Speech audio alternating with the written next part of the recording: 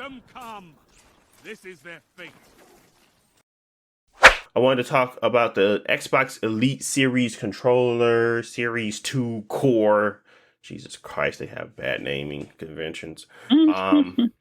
But they came out with a cheaper version of the Elite Series controller, which is really cool. I mean, I didn't think that they were going to do that, to be honest. I thought they was going to always be like this, the Pro. So now they got like mid tier, which is nice. And I think last week we talked about the controller being like 220 or something like that. It'd probably be around 210 to 200 after tax, but it's actually originally $179.99.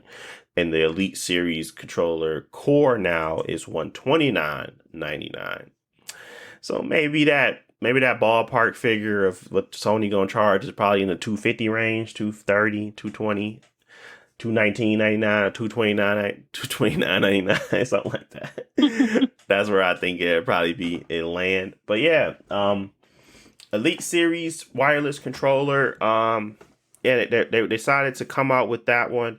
It does not have the charging dock. It doesn't have the case. It doesn't have the paddles. It doesn't have the thumbsticks, and it doesn't have the additional D-pad. It literally has what's on it, and you can like thumbstick adjustment tool for like actually changing the tension of the thumbstick, and then they have the USB-C cable for charging it, of course. But that what comes with it.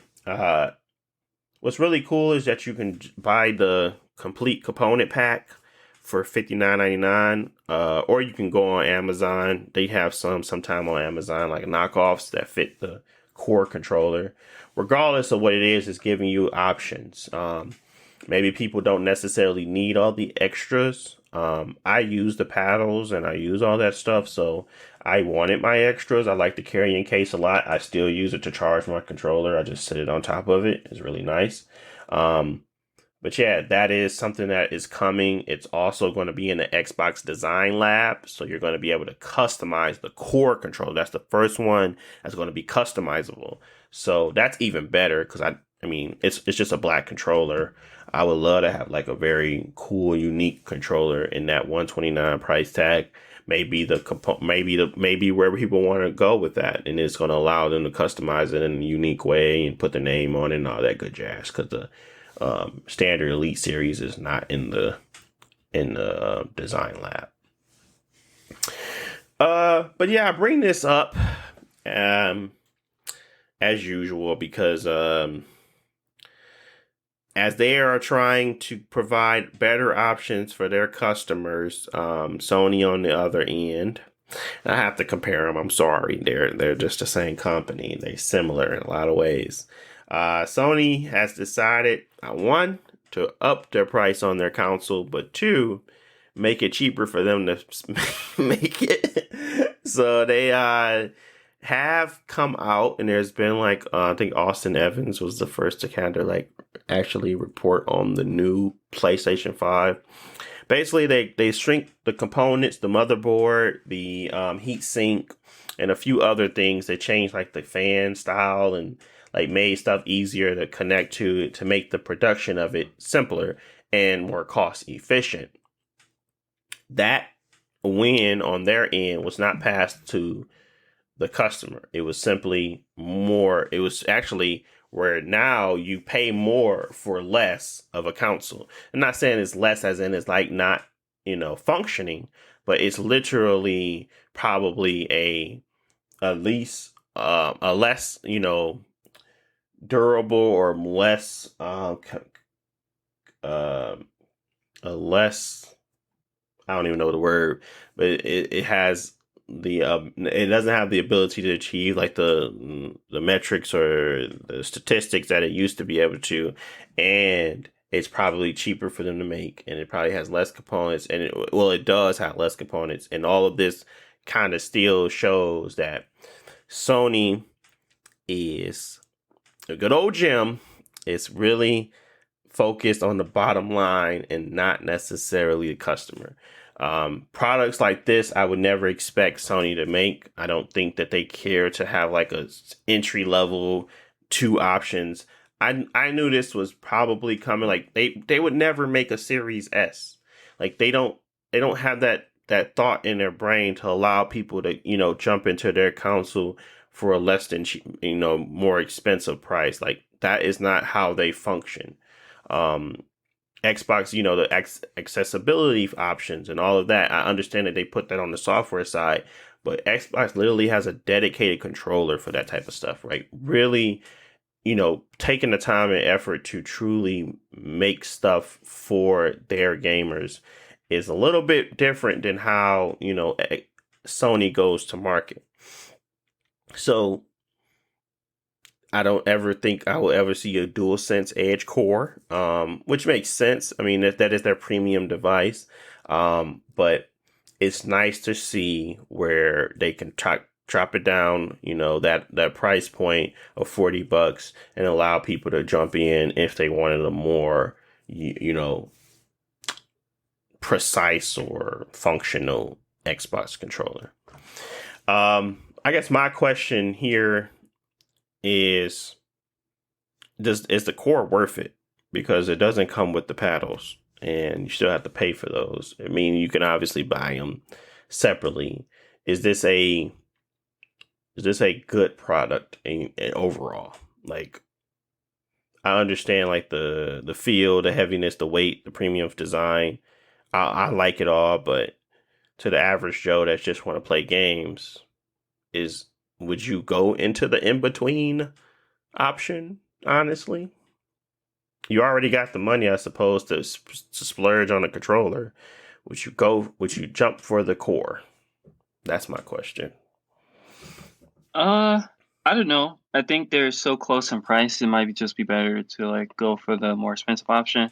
But I Mm-hmm. think the main thing is that it gives options. So like for me, if my Elite controller broke for whatever reason, instead of buying the more expensive Elite, I'll just buy the core because I already have all the old components and you can just pop them out and put them in a new one.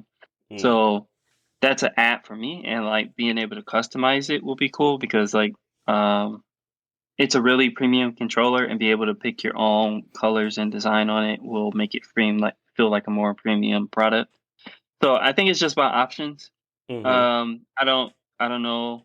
Um, I think it's a really good controller on its own, but yeah, not having the full package and buying things a la carte wouldn't make sense for most people, I think. Mm-hmm. Yeah, tighten up tension, being able to do all those things still are beneficial.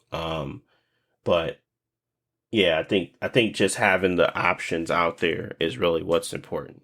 Even if it may not be the most uh uh price conscious or the best priced. I mean, because if it was $100, I could really get behind it. Um, but it's that 129 being only $40 cheaper, that could cause that could cause it to be like, should we just go ahead and get the full series? But again, having this be able to be in the design lab is really nice. Yeah, but I do think with them removing all the components, they can during like the holidays, whatever, still get the price down to like $100 Mm-hmm. with like sales and or discounts. I think that is really good because that's gonna give them more space away from the PlayStation controller. Mm-hmm. Because like obviously people will buy that to use on their PlayStation, but keeping the price on this cheap will get people to still buy it and use it on like their PC or mobile gaming or whatever. And Yeah. it just like I said creates options. And if they want to make a Series Elite 3 and have the price on that be super expensive, at least they have a broad range of options for people Yeah, it's kind of um, like the Series S. over all their bases. Yeah. Yeah, covering all the bases is like that's truly how they're going to win. Um, and I'm not looking for someone to win, but I'm looking for someone to provide a better experience for everyone. And having a Series S, I even question should I buy one and just put downstairs in the living room because it's a comparable console. It's cheaper to buy, and it'll be something that where I don't have to lug my stuff downstairs in order to kind of play games with family when they come over or whatever, because I don't really care for it to be the highest fidelity. At that point, I'm like, I'm not experiencing something new. More than likely, I'm just playing some multiplayer game where that stuff doesn't truly matter.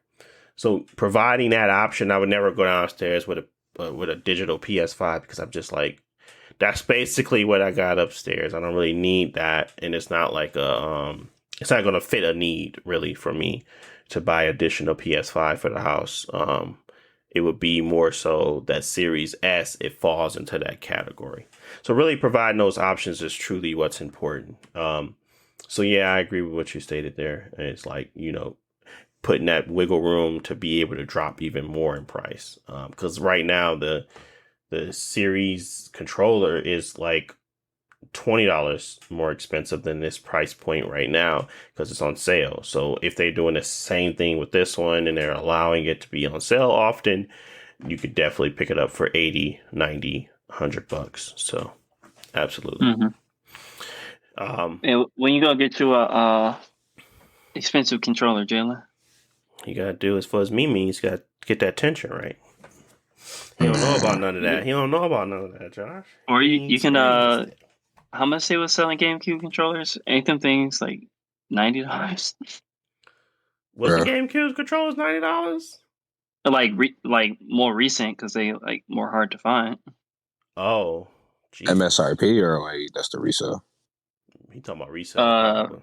Resale. Let me see. GameCube controllers. I know when they release them, I think Nintendo got like a line on their website when they be releasing certain things, and I remember the GameCube controllers on there one time with a line. I think they went like 50, like off top. But I don't know, bro. I can't. That's a lot of money to pay for a controller, dog. I can't do it. When they re-release them, they $50 now. Okay. Well, I don't controllers. Like I don't like buying controllers, bro. I got 2 PS5 controllers. One is still in the box. I'm good until the PS5 die. You know what you mean? You got a Xbox. What you talking about? You need those back paddles to do your mimis easier. Yeah, man. Yeah, see. Man, I've been playing Smash for so long, I don't need it. You've been, yeah. That's I play with the C stick on the right stick on there. That's what I fight with. I switched my controller so I can use the right stick. The Legacy, I think it's the Legacy, right? That's what they call it. Something like that. That's like your regular attacks, not your special, but your regular attacks and then your smashes. But yeah, man, I just can't. I can't justify spending more than $100 on a controller. Man, why not? If you playing the game every day. I need something for them Xbox controllers because they is giving me a little bit of like they started trying to give me a blister because I'm that rubber hard, but yeah. You might want to get a sleeve like then, just a sleeve might help out with that. But yeah, I think still, obviously they still ain't hit the mark, so keep going at it, Microsoft, until you can get Jalen to actually buy one of your things. You ain't doing enough. So maybe getting that mug down to $60, and it's like very close to the original price. He might go buy a controller, but at the end of the day, he's still rocking with his single and the one that came with the console. So yeah, back to the drawing board on that one. And the controllers cost too much. They do the same thing, bro. Man, no, they don't. But I understand your feelings, especially when it's like, I mean, it's never been. If you're good without it, why do you need it? and I think that's your like understanding. Like, bro, I'm more than good with this on this game. Then I need an extra controller for some simple boost in this or that scenario or whatever the case may be. That's probably more so the lens you look at, and then it's like on top of that, you want me to pay extra for it? Like, for what? So I totally get it though. I just think that no, I'm not gonna write it off as does the same thing, because it doesn't even feel the same. But yeah, I just feel like it was more prominent in Call of Duty. Like people had like a I ain't gonna say a clear advantage, but for the most part, especially when people ran tactical, they was able to But drop you shot a said little bit it in easier. Apex too. You said the same thing. You said why people able to keep ducking on me and moving and still being able to shoot because they literally got back buttons. Oh yeah, nah, yeah. I mean, with that's another thing too. But I don't know. Yeah, It's like it's like it's you just some do get advantages, but they're not not at some 100%. point. Not 100. Yeah, no, not 100%. Not all the time. I Well, feel like I'll someone's say like a game like Multiverses, I'll just play with a regular controller. But yeah. like if I'm gonna play ranked, I'm gonna switch to the Elite controller just because like I feel like there's gonna be one or two situations where this extra advantage is gonna like save me, and Yeah, that's the difference. But like just playing regular matches, it's not as necessary, you know. I use it for my I use it for I use it for when I'm playing multiverses, but that is to follow up, and you can literally do this. You can have it where it becomes your dedicated down A or like your dedicated like neutral B. But you also have that button there where you don't have to take your hand off of it, so you can do your neutral B and go straight into a down smash or whatever, or like a actual different type of move. I'm not saying that it's perfect, and I'm not saying I'm even better than you at the game. I'm saying that literally it just has like those, you know, small things that you can like, customize to kind of play to your fitting, and it's yeah, nice sometimes, but it's absolutely not in a space where it is critical unless you're like a high tier, want to be the greatest, you know, want to catch them all, Ash Ketchum type of guy. So